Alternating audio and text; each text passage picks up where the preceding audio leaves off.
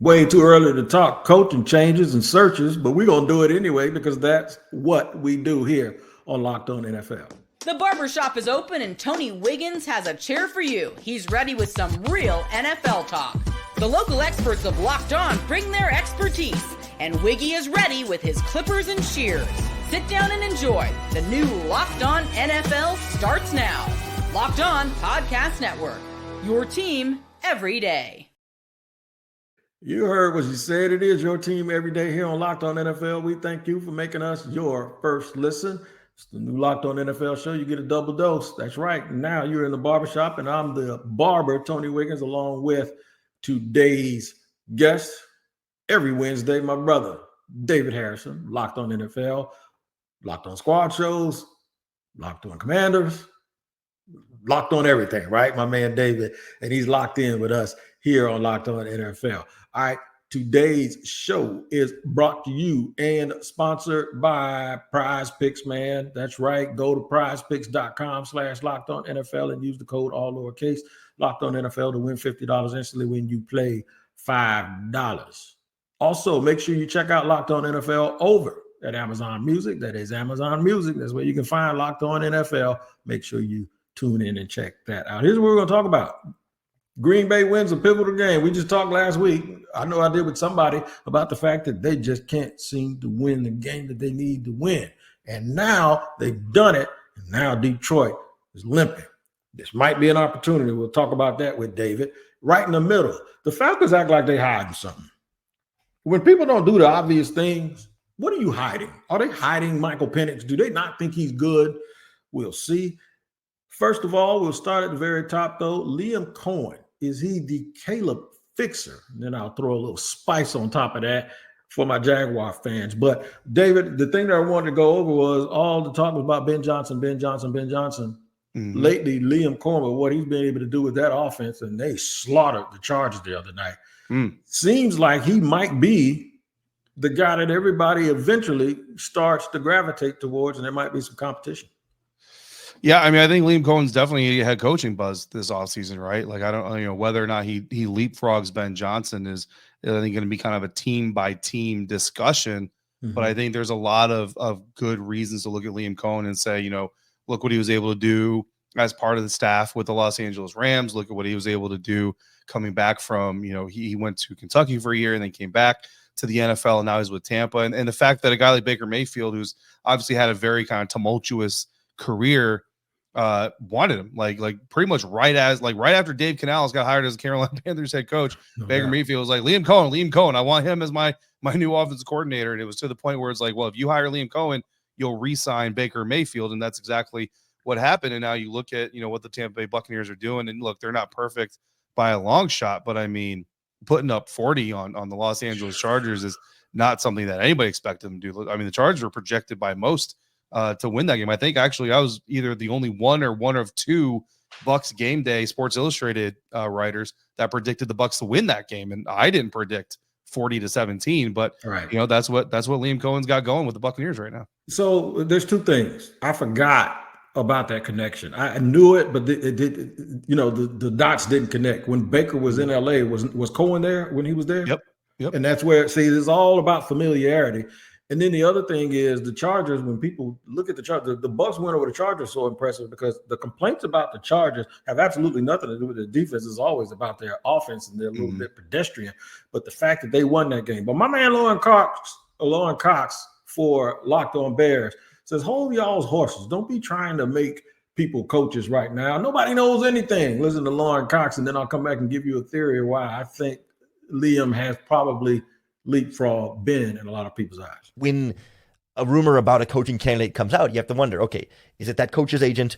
Is it a rival team putting that out there to try and, hurt the Bears' chances with the coach? Or is it the Bears themselves putting out information because it benefits them to have that information out there? Like every leak that comes from a real credible source has to benefit somebody, and that will give you a better sense of who it's coming from. And then if you have a sense of who it's coming from, you can try and figure out just how much stock you should put into it and how much, merit there is to that idea. Or is it just some people around the league think the Bears might do something, but that's not really concrete saying the Bears will do that thing?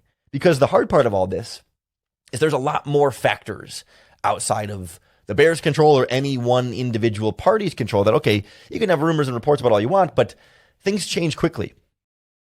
All right, so here we go. Lauren is definitely correct.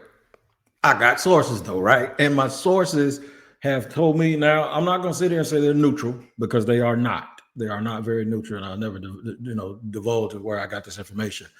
I've heard Cohen has moved up the charts. One of the reasons that he has moved up is because, just like last year, there may be some stipulations that come along with Ben Johnson. And that is, he could have had the Washington job allegedly, but I guess there were some issues with the confidence that he had in the front office. I think he wants everything to be done correctly. But here's another theory. Last year, that team got so close and they outplayed the 49ers in the NFC Championship game, but they didn't make it.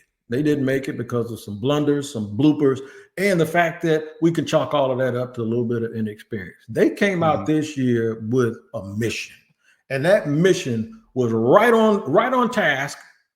And then they lose 37 people to injuries, and they lost 2 or 3 people the other night, and they're all really good players, and they're still fighting and playing, but it might not get them over the hump. I wonder if Ben Johnson will look at this and say, you know what, we got some unfinished business, man, because we were the best team, but the football gods just told us it wasn't our time. I'm going to stay here and finish this out first. Yeah, it's that, and it's another thing. I noticed this last year, so I was covering the Buccaneers-Lions playoff game. Detroit Lions beat the Tampa Bay Buccaneers, and before I went over I went to Baker Mayfield's press conference, right? And then before I went into the Buccaneers press conference, I said, you know what? Let me be a good Commanders reporter as well. Let me go to the Lions side and listen to Jared Goff's press conference. And I went to Jared Goff's press conference, and they talked about resiliency, and they talked about rising above adversity, because the Buccaneers, the Buccaneers gave them a very hard run in their own house. They talked about the team mentality. Right. And every time that stuff came up, Jared Goff talked about Dan Campbell.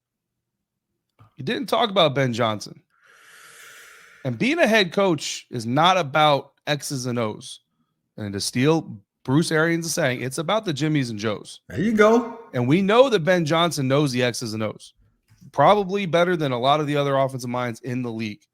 Does he know the Jimmies and Joes? Does he know how to lead a team of men to go out there and put their will against another man? We don't know that for sure. And this is where this conversation gets a little convoluted, because we all look at it. Well, Ben Johnson's the best candidate because his Lions offense scored this many points. His Lions offense has done this. His Lions offense has done that. That's fantastic. He's not there to run the Lions offense, though. If you hire him to be the head coach of the Chicago Bears, he's there to run the Chicago Bears, not the Chicago Bears offense, the Chicago Bears. Yep. Here's the gripe that people have in Tampa about Todd Bowles.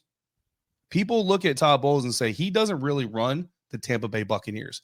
He runs the Tampa Bay Buccaneers defense, and talks about the Tampa Bay Buccaneers. Liam Cohen runs the Tampa Bay Buccaneers offense. Yeah. When offensive players talk about how hard their offense works, how they work together, where their mentality comes from, they talk about Liam Cohen. Liam Cohen is not just calling the X's and O's. Liam Cohen is leading the Jimmies and Joes in Tampa. So and again, it doesn't mean that Liam is a better leader than Ben Johnson.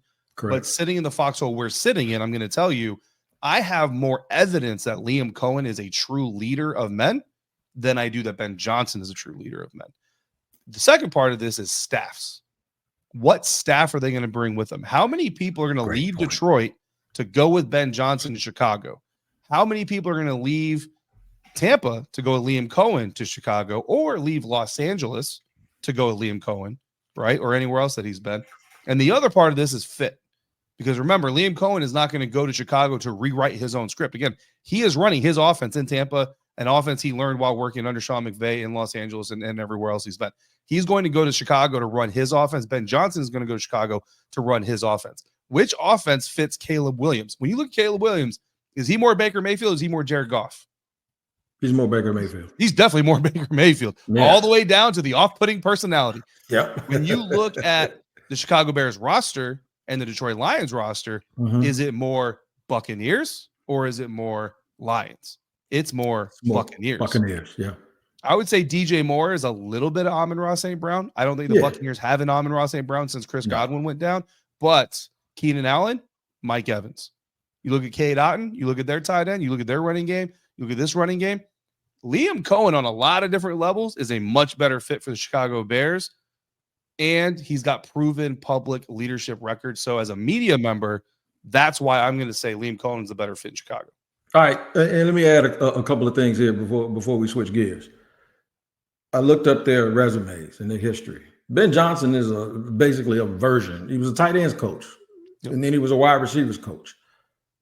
Liam Cohen is a quarterback's coach by trade. And I think that matters when you're dealing with a quarterback. Quickly, Jaguar fans have kind of pivoted away from Ben Johnson, and they want Liam Cohen because we're close to that action. We see it. Yeah. Is Liam Cohen, what if we're talking about Liam Cohen? Who's the better? What job would you think? You just did the comparison now with what the talent is. With Brian Thomas Jr. might be the rookie of the year if it's not one of those quarterbacks. If they could redraft, he'd be a top 6 player. He's got 1,000 yards already, man. And you got 3 or 4 games. With Trevor Lawrence coming back, all things being equal in the front office, which would you rather quarterback, Trevor Lawrence, or would you rather go Chicago? So I'm going to say 2 things. Brian Thomas Jr. is not going to be the offensive rookie of the year, but he should be the non-quarterback offensive rookie of the year. There you go. Hands down. Number 2 is this. I will take the Jaguars job over the Bears job on one condition. That condition being whoever I'm working for in Jacksonville, you and I are on the same page that I am not tied to Trevor Lawrence. That's got to be my stipulation. I'm not here to fix Trevor or lose my job. I am here to fix the Jacksonville Jaguars. If that includes Trevor long-term, fantastic. Oh, I got you. But if it doesn't, I need get rid of him before you get rid of me. To remodel my team. Yep.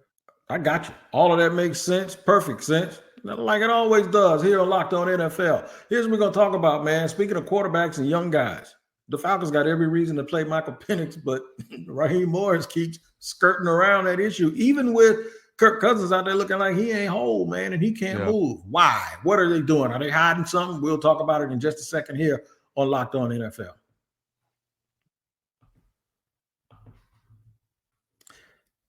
Today's show is sponsored and brought to you by FanDuel. Hey, man, I know it's the end of the year, but guess what? Get ready to tackle the rest of the NFL action with FanDuel, and they are America's #1 sportsbook, because right now new customers can bet $5, get $150 in bonus bets if you win. That's right.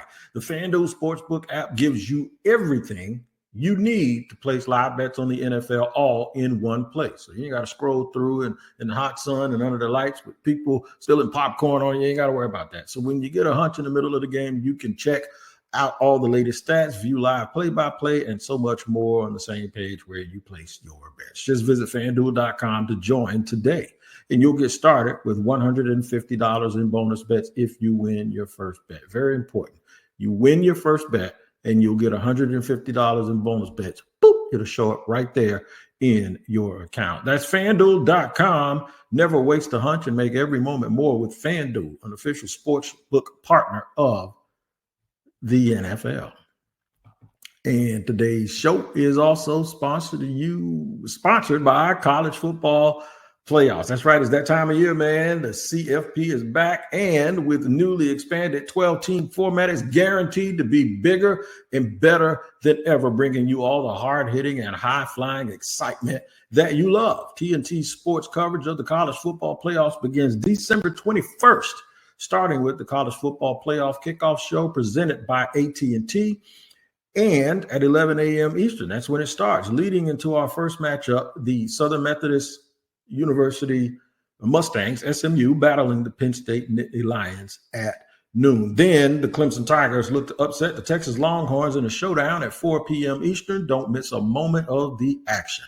Watch the college football playoff presented by Allstate live on TNT, True TV, TBS, and Max.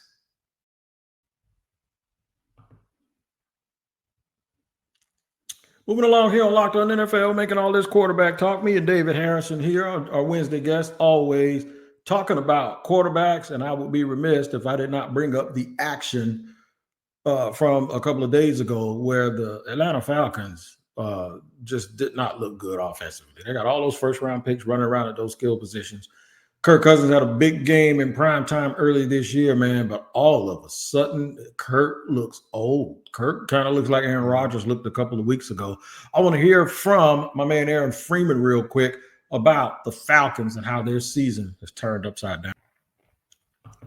Falcons play it safe and almost blow it in a 15-9 win over the Raiders on Monday Night Football. I'm Aaron Freeman with Locked On Falcons.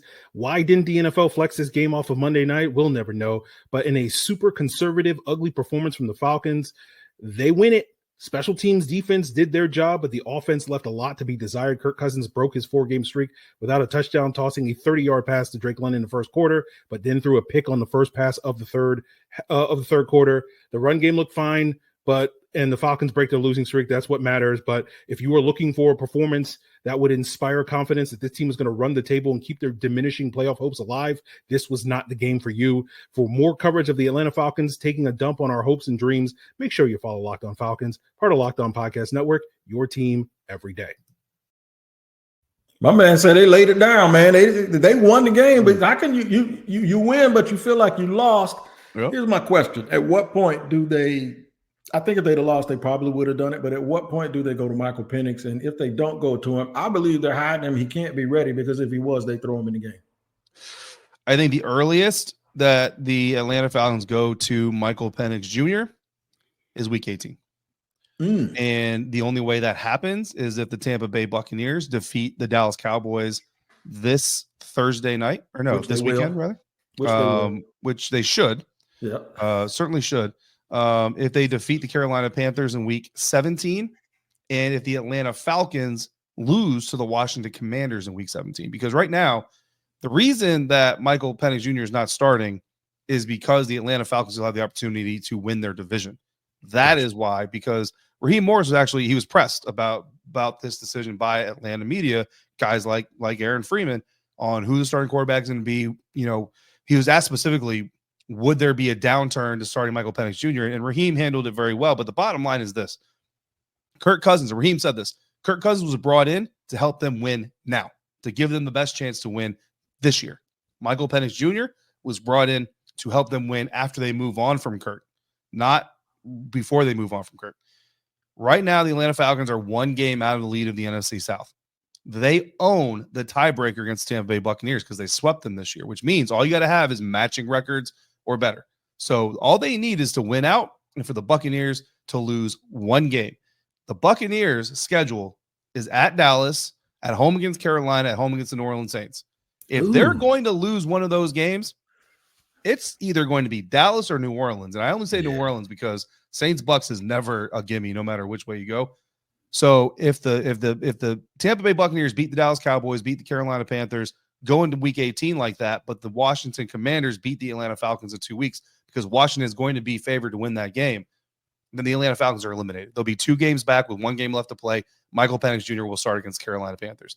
But if they go into week 18, 1 game back, they're going to go win their Kirk Cousins against Carolina Panthers, and they're going to hope that the New Orleans Saints can defeat the Tampa Bay Buccaneers and give them the division. Until the Atlanta Falcons are eliminated, they're not going to go to Michael Penix Jr. because Kirk Cousins was brought in for this situation. Rookie quarterbacks rarely come in and fire on all cylinders. They rarely go do. To Michael Penix Jr., you're basically saying, we understand we're going to lose at least one of our next 3 games, and we're not going to the playoffs this year. All right, so let me make a counterpoint. And you're right. As of this point, he hasn't played very much. Now, that can work in your favor, too, sometimes, because people don't have a whole bunch of tape on you. And then I saw the St. Louis Rams back in the day bring Trent Green in. Trent Green gets hurt. Dick Vermeil says, we ain't going to get nobody else. That dude, the ball never hits the ground. That dude was Kurt Warner, who won the MVP. And then if you're Michael Penix, you're looking up at Jaden Daniels, who went to a franchise that was putrid, the worst run franchise, not in just the NFL, but in sports, and he turned it around. And then you're looking at Bo Nix, who everybody laughed at, and he's got Denver out there, and he was picked behind you, and they're going to the playoffs. Now, all of those guys have played, but I do remember this. They also played early in the year, and they wouldn't be where they are right now had they not been playing okay early in the year. So I'm kind of I'm kind of torn with it, but I understand with the fans. The fans don't believe, okay, we make the playoffs and what happens? That Kirk Cousins ain't beating nobody because he can't get out of anybody's way. And I know that's what the fans are thinking and what they're talking about. Real quick, what's going on with DK Metcalf out in Seattle? It just seems like that he's the best. AJ Brown complaining. Well, he needs to call his college teammate and say, DK will be like, man, shut up. What are you complaining about? Yeah. DK seems like he's struggling out there in Seattle, man. Yeah, it's unfortunate, you know what I mean? And I actually got to watch the Seahawks play for the first time in a long time this last week, and it's dumbfounding, but it's also it's just confusing, right? Like it's frustrating and it's confusing because obviously that's going to be the way that if you're the Seattle Seahawks, you're really going to get a win here. But I think it really just speaks to the limitations that Geno Smith has. Like, I love the Geno Smith story. I'm glad he's had the success that he was able to have. But, look, there's a limitation there. There are quarterbacks that you can win with, and there are quarterbacks that you can win because of. Geno is not a quarterback you can win because of. He's a quarterback you have to win with. So when you're not able to accentuate your star players, that's the results you're going to have. Listen to Corbin Smith from Locked On Seahawks. He'll tell you how he feels about the game that they let get away. A rough one in the Pacific Northwest on Sunday Night Football. The Seahawks falling behind 14-0 in the first quarter thanks to Josh Jacobs. He carried the football 9 of the first 10 plays for Green Bay. They were able to get their run game going. They protected Jordan Love, who only had one incomplete pass in the first half. And things only got worse for the Seahawks after halftime, with Geno Smith going down with a knee injury early in the third quarter. Sam Howell replaced him and only completed 6 passes in 7 possessions. Seattle did get a touchdown from Zach Charbonnet to claw back within 10 points, but unfortunately it was too little too late. Romeo Doubs scored the second touchdown late in the game. Packers ended up winning 30-13, and the Seahawks fall to 8-6, no longer in first place in the NFC West, and potentially without their quarterback for the foreseeable future as we await the status on Geno Smith. Couldn't have been much worse at Lumen Field in a huge game. And unfortunately, the Seahawks have to go back to the drawing board with 3 games left to play as they look to get into the postseason. Let's go fast. Do you think, Sam, Sam Howell as well as anybody, you covered him in Washington. Do you think with a week of practice, with the week of all those reps, that he can stand tall and play against the Rams for that big game this weekend? Unfortunately, no. Look, I'm a big fan of Sam. I love Sam. I was really hoping when he came in that game that some magic could happen. I could text him and be like, bro, go get it. Unfortunately, what I saw was the shell-shocked version of Sam Howell that I last saw playing under Eric Bieniemy. Mm-hmm. And this is what we talk about, man. Coaching matters. And not only does coaching matter, but coaching has an impact. And the Sam Howell that we saw in the beginning of last season, all the potential in the world. The Sam Howell that we saw hit a wall right around Thanksgiving of last season, that is the Sam Howell that Washington Bears decided to move on from this offseason, which obviously they had every reason to do so. And that is the same Sam Howell that we saw on the field this weekend. And it's heartbreaking for me because I know that Sam was done wrong. You know what I mean? Yeah. We'll see what the Seahawks can do, man. But right now, no. All right. Here's what we're going to do. We're going to take a peek at the NFC North. The Lions are wounded in a bad way. Earning my respect every single day. But guess what? You got a couple of teams right on their heels. One of them is the Vikings. We're going to hit them, and then we're going to ride through Green Bay, Wisconsin, too, and talk about those big game-winning Green Bay Packers. We'll do that in just a second here on Locked On NFL. Today's show is sponsored and brought to you by Prize Picks. Man, if you need to get some money, you better hurry up and get over there. I'm telling you, Prize Picks is the truth, man. Prize Picks is for real. You can now win up to 1,000. Listen, 1,000 times your money on Prize Picks. Plus, the holiday season, they're giving away $30+ million in rewards during Pixmas and offering 2 free picks in December. And when your picks hit, Prize Picks makes it easy to cash out, and you can get your money in as fast as 15 minutes. That's right. This is it. This week, I'm looking at Jared Goff, man, because Jared Goff threw for almost 600 yards last week, or 500 yards, and now 230 passing yards seems like it's really, really obtainable. And then if Saquon Barkley plays, I know he's going to get at least 1 touchdown. It's quick, simple, and so much fun to challenge myself and my friends. Here's what you do. Download the Prize Picks app today and use the code LOCKEDONNFL to get $50 instantly after you make your first $5 lineup. That's right, $50 instantly when you play just $5. Prize Picks. Man, you better run your game. And today's show is also brought to you and sponsored by Rocket Money.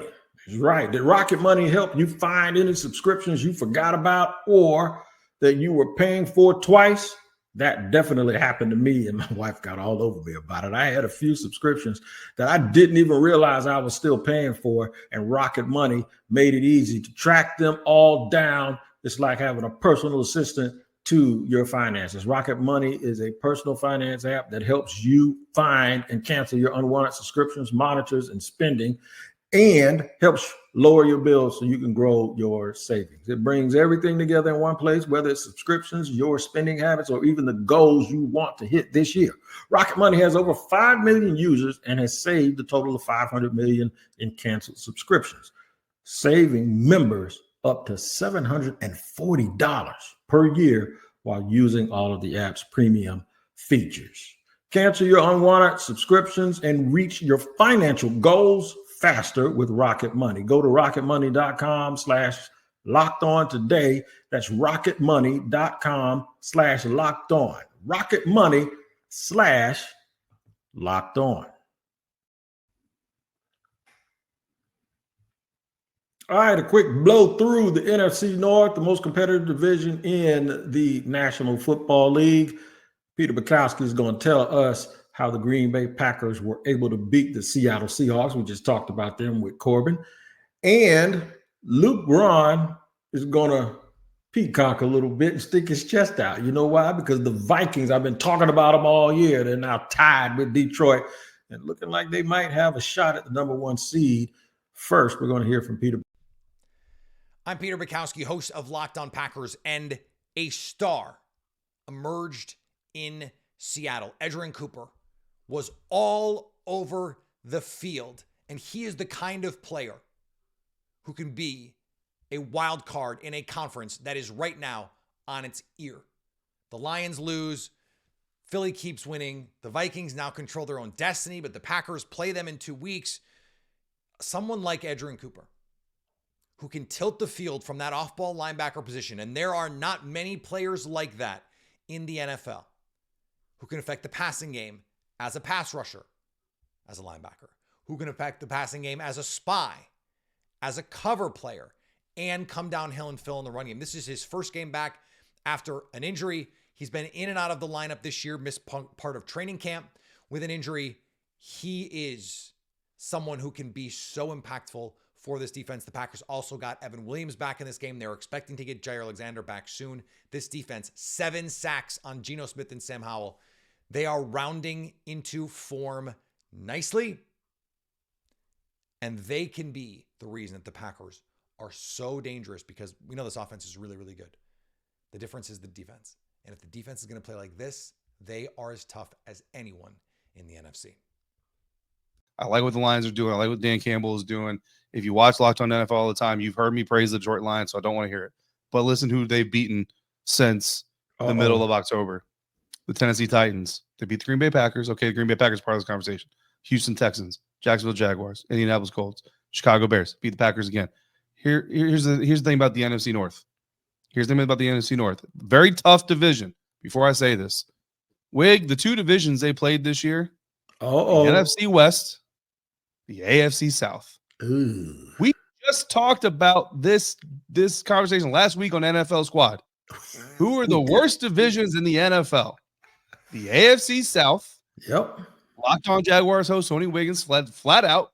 AFC South, worst division in the NFL. Call it the Mountain West of the NFL. Yep. NFC West. Who are the NFC North playing this year?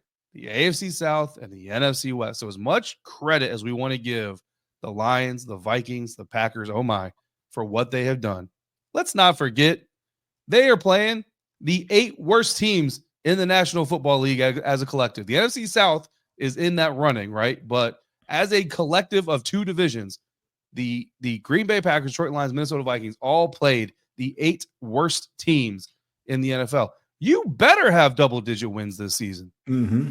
I will tell you this, though. Yeah. Didn't Detroit lose to Tampa? They did lose to Tampa. They got their butt kicked by Tampa. I mean, Now, 2016 on the scoreboard, but they got their butt kicked by Tampa. The best team out of those two divisions is Tampa. It's Tampa. Yeah. But that's the thing, right? Like here's the thing. That's the underlying story. Now the real question is, does it matter? And no, it doesn't, because you know what? The Philadelphia Eagles are not juggernauts. The Washington Commanders are not juggernauts. The Tampa Bay Buccaneers are not juggernauts. The Atlanta Falcons are not juggernauts. So when we talk about, can the Green Bay Packers make a run? Yes. Can the Minnesota Vikings ride Brian Flores and his defense all the way to Kevin O'Connell getting a whole lot of love? Yes, they can. Can the Detroit Lions still pull out with all these injuries? Yes, they can. Here's the problem, though.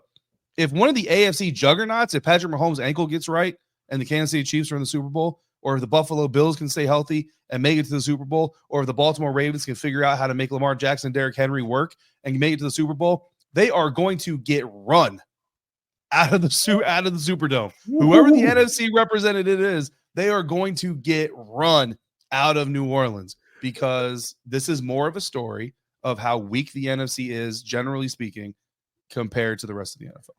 Now, watch this. Kendrick Lamar has compared himself to Prince, right?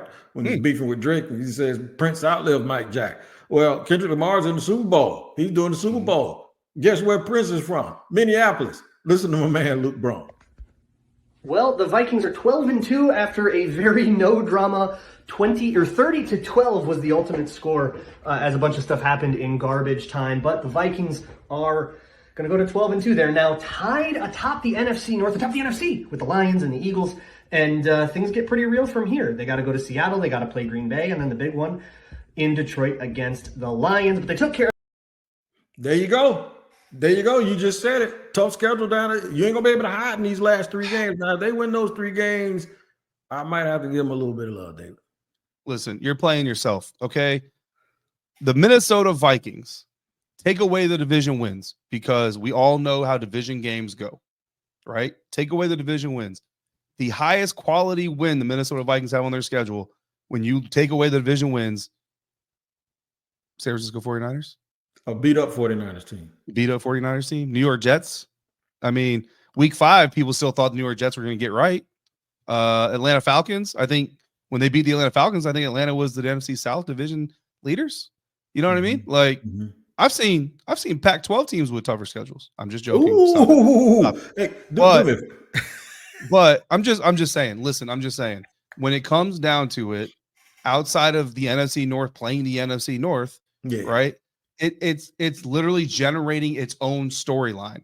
Well, the Minnesota Vikings are 12-2. Green Bay Packers might catch them because they're a double-digit win too. So look, they're all the same. No, man, because you're both playing the worst teams in the NFL. I'm sorry, but it's just not that impressive.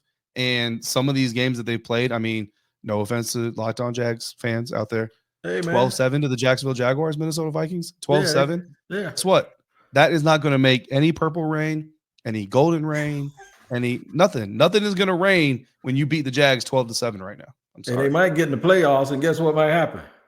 Doves might cry. Look at that. We did the Prince reference all over. That's what we do here on Locked On NFL, man. Make sure you check Tyler rolling out early in the morning and then slide back through here on Locked On NFL for a double dose in the barbershop. That's what you get, man. You get music references. Dave's a battle rapper and all of this stuff, man.